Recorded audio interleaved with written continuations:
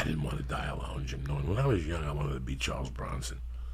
I want to live by myself and be rugged. And I don't know what you're talking about. Backhand women, and push them and shit and leave them money after you fuck them like Charles Bronson. Who wants to die alone? I've been thinking about that too. I'm 49, and I don't feel like a midlife crisis where I want to buy a sports car and meet the younger chick. I've always dated younger chick, but now I just feel like, man, you've been alone a long time. You're set in your ways. And I kind of met somebody recently who I think I fell in love with, and I just think it's falling apart now, and it's been really fucking depressing me. Like, really depressing me that I couldn't make this work. And I might still be able to make it work. I don't know. But if this one doesn't work, I don't know what options I have, because this one seemed on paper to be perfect, and it's not. But I'm not. I'm fucked up. Like, it's my shit, I think. She's not perfect, but my shit just kind of... I like to test people, and then when they don't pass, I can leave them. It's crazy. What's a test? Put a scenario where I'm going to somehow be less than. Like, I remember one girl, I was making her tell me that her ex-boyfriend had a bigger dick. And I was somehow convincing her to say that she preferred that. And she was like, no, I like your dick. But I just wouldn't stop. And then when she said it, I felt devastated. But the goal all along was to feel devastated. So it's almost like none of this is about the woman. It's all about me feeling fucked up. I want to feel bad. Like, I like to be... My ex-girlfriend just pointed that out to me. She goes, you like to be wronged. And I'm like, I do like to be wronged. I like to be fucking hurt and wounded. It feels natural and comfortable. Like that feeling between your throat and your appendix scar, where you're like, oh, it's like that ache that you had when you were a kid and you wanted to date a girl who didn't like you. Like, and I've told this before, but in high school, my fantasies about girls, I used to fantasize about being in the high school auditorium or in the lunch area and being savagely beaten, like with bats, and being bloodied and fighting, and then somehow she liked me after. Like, I always had this weird association of like horrible things happening, and then love comes. First the horrible thing, and then the love comes in the like resolving the horrible thing. Like, I don't know why I felt like I had to have that awful feeling in the stomach before I could enjoy being loving. So when I didn't get that naturally, I set it up. I tried to set it up and make it happen. It's crazy. Very interesting. It's self-destructive. Let me ask you this. When you get on stage, how do you feel? Depends on the night. Depends on the ticket counts. Depends on where I am. Some nights I feel great and creative. Does it all go away? What do you mean? All that feeling? Yes, last night... Does it all go away? Last night, I was in Portland, and ticket counts weren't what I wanted, but the crowd was amazing. And before I went on, I was in such a pit sitting upstairs in the green room.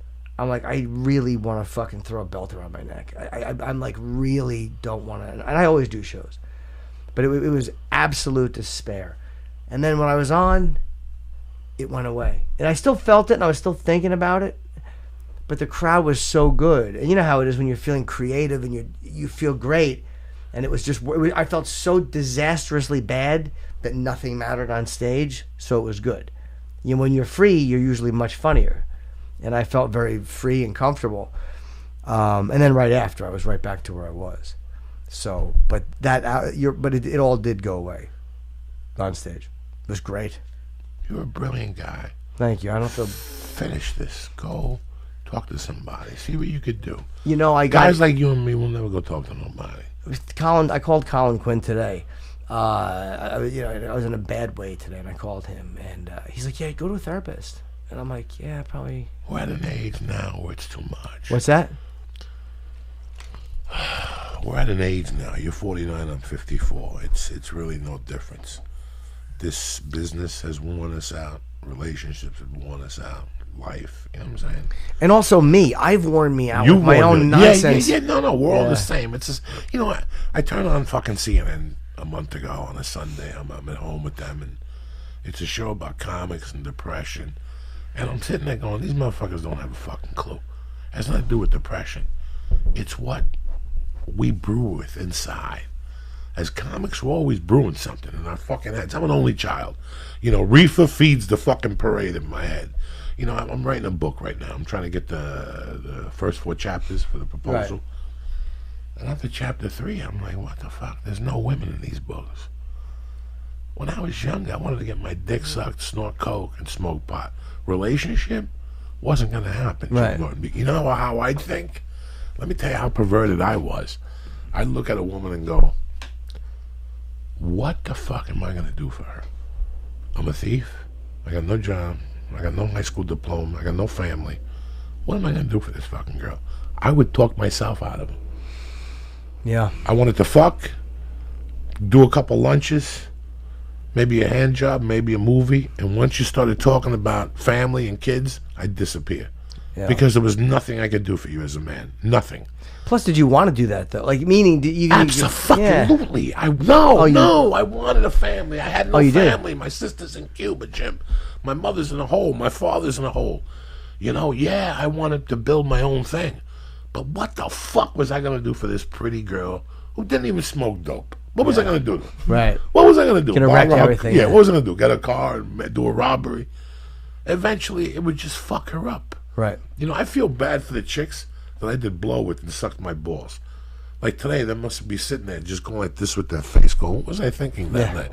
You ever think about that shit? Like, she was a dirty fuck. Uh-huh. She's at home 20 years later going, Jesus Christ, I put butter on his nuts and licked it. What the fuck, you know? Did she let your girl do that to you? Who, me? Yeah. Oh, I did that to them. You know, I put anything on your pussy. Whipped cream, chocolate syrup.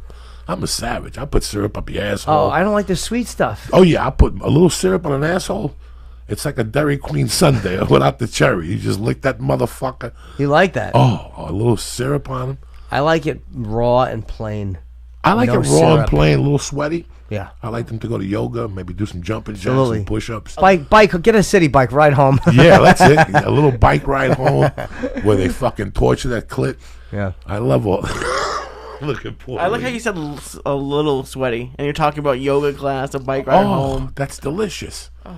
And that little bat opens up, and that little whiff comes out of sweat and fucking vajaj. Yeah, but you're talking about the asshole. You're not talking about that. Then, yeah, that so it's too. the same. It's got some wang to it. That's it. I like that. You pull a little sniff to it. You know, before you're like, what do you sniff before you bite into this? Something particular. Your mom makes it. You go with your nose. That's what you do to the asshole. You give a little whiff. Always. And once you whiff it, you're committed. Even if it smells like that, you gotta lick it. The nose knows when.